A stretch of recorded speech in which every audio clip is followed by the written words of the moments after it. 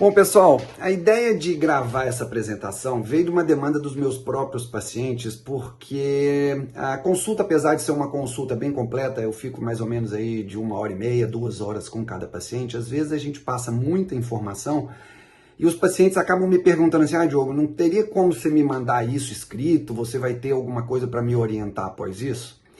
Então, como é um assunto extremamente presente no meu consultório, que eu acabo conversando com os pacientes, com todos os pacientes, independente da estratégia que o paciente quer, eu resolvi fazer esse vídeo para mandar para eles. Mas talvez esse vídeo seja útil para outras pessoas. Então, para aqueles que não me conhecem, eu vou me apresentar. Meu nome é Diogo Barbosa, eu sou médico há 22 anos e trabalho com essa área de saúde e bem-estar, tá? Bom, o que eu vou falar com vocês hoje é sobre composição corporal. E o que eu quero falar a respeito de composição corporal? Apenas conceitos básicos, não tem nenhum interesse em achar que eu vou esgotar esse assunto, tá? E conceitos básicos em que eu vou te dar dicas práticas e úteis de ação imediata. Terminando esse vídeo, você já pode começar a aplicar na sua vida a partir de agora. Bom, o que significa composição corporal? Composição corporal, falando de uma forma extremamente prática, é a relação entre massa muscular e gordura. Eu falei para vocês que eu converso com todos os pacientes, porque o ideal é que todo mundo melhore sua composição corporal, que é o quê? Aumento de massa muscular e redução de gordura, porque isso traz inúmeros benefícios para qualquer pessoa e a gente sempre tem um espaço de melhora nessa composição corporal. Mas vamos começar pelo conceito básico, então, de como eu faço para ganhar massa muscular. Eu divido esse conceito em duas partes. Primeiro, eu preciso de atividade física. E segundo, eu preciso de um aporte proteico adequado. Eu vou falar sobre esses dois temas com vocês agora. Atividade física. Para que serve atividade física dentro do conceito de ganho de massa muscular na melhora de composição corporal? Eu vou para academia então para ganhar músculo? Não, eu vou para academia para machucar o meu músculo aqui, de uma forma lúdica falando para vocês. Eu não vou lá para fazer uma contratura ou estiramento muscular. Eu vou lá para machucar os músculos para que depois eu forme e regenere esses músculos através daquilo que a gente vai conversar. E um segundo ponto na atividade física, o que eu preciso? Eu preciso consumir, a atividade física tem como consequência o consumo energético que eu tenho no meu músculo. Então vamos explicar melhor o que seria essa lesão muscular. Na verdade, eu não faço uma lesão significativa, o que eu faço são microlesões no interior do meu músculo, tá? Para quê? Para que depois das próximas 12, 24, 36 horas, o meu corpo vá lá e conserte essas microlesões e com isso eu aumente a minha massa muscular. E um segundo ponto é eu consumo a energia do meu músculo. Meu músculo ele é um depósito de energia através de glicogênio. O que é glicogênio? Quando eu tenho várias moléculas de glicose, eu reúno essas moléculas, é um tipo de armazenamento de energia dentro do meu músculo e quando eu faço atividade física eu acabo consumindo isso. E também nas próximas horas após o exercício, eu vou ter que repor essa energia. Então, resumindo, atividade física serve para eu fazer microlesões musculares e serve para eu consumir minha energia muscular.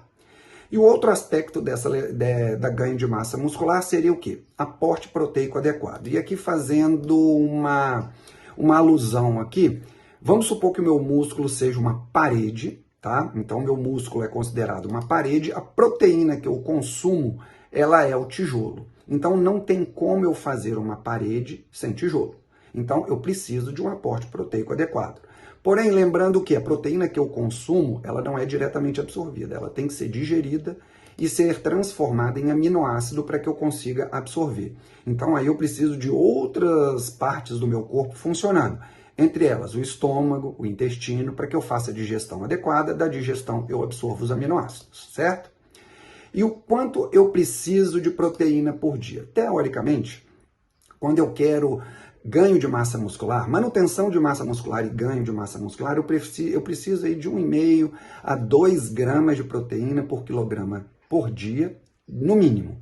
Então, eu vou dar um meu exemplo, aí eu peso em torno de 80 quilos, só para simplificar esse cálculo, 80 vezes 2, eu precisaria de 160 gramas de proteína por dia. Então, isso é fácil. Um bife grande aí tem em torno de 100, 150 gramas, mas não é assim que funciona. A cada 100 gramas de proteína de carne bovina, eu tenho aminoácidos para absorver, ou proteína que são absorvidas, em torno de 20 a 23 gramas. Então, aí começa a complicar. E aí, como é que eu faço esse cálculo? Existem formas de fazer esse cálculo, né? Não é o escopo aqui dessa aula, e existem profissionais que podem te ajudar. E esses profissionais, entre eles, além de um médico que entenda dessa área, a questão nutricional. Mas o certo é que eu preciso de um aporte proteico adequado, eu preciso de bastante tijolo para que eu faça aquela minha parede muscular, certo? Agora vamos para o segundo lado dessa moeda. Eu falei de ganho de massa muscular, agora eu estou falando de perda de gordura. Para que eu tenha perda de gordura, óbvio, eu preciso de um déficit calórico. Aqui eu vou explicar o porquê que eu coloquei entre parênteses pequeno. E eu preciso evitar picos de insulina. Então vamos lá. O que é déficit calórico? Esse é o conceito mais fácil, que vem mais rapidamente à nossa cabeça e talvez o mais errado e que faz quase todo mundo não conseguir a perda de gordura adequada. Caloria, nesse ponto aqui que eu estou falando com vocês, significa energia. É uma forma de eu contabilizar a energia. Então, toda vez que eu falo para alguém déficit calórico, é simples. A pessoa fala, a partir de agora, eu vou consumir menos caloria, né? E a partir de agora, eu faço mais gasto de caloria com a atividade física. A soma desses dois aqui me dá um déficit calórico e a partir de agora eu emagreço. Essa é uma verdade parcial. Por quê? Porque o nosso corpo tem vários mecanismos em que nem sempre, se eu fizer isso dessa forma que eu falei com vocês, eu vou ter o resultado adequado e eu vou continuar explicando, vocês vão entender. Então, não é simples assim, só que não é só eu baixar a caloria consumida e aumentar a caloria gasta que eu chego no resultado que eu quero. Mas uma coisa é certa, eu preciso ter um déficit calórico. E por que eu sempre coloco aqui déficit calórico pequeno?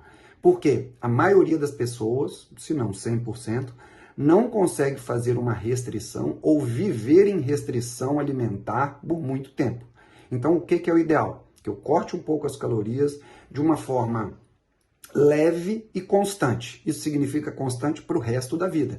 Por quê? Eu quero ter uma melhor composição corporal para o resto da vida.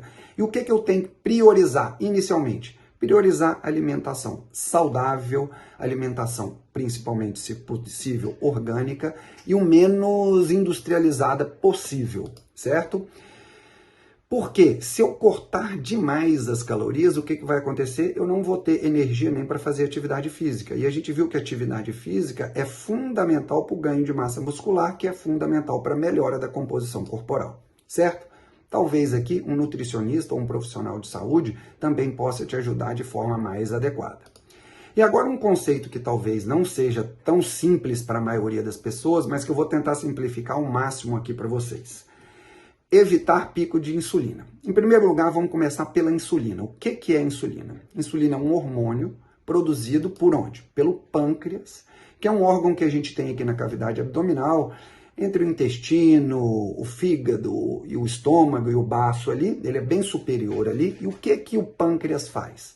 Quando o pâncreas é estimulado, ele libera a insulina dentro da corrente sanguínea, para essa insulina ter a sua ação. E o que me faz liberar insulina? Principalmente alimentação.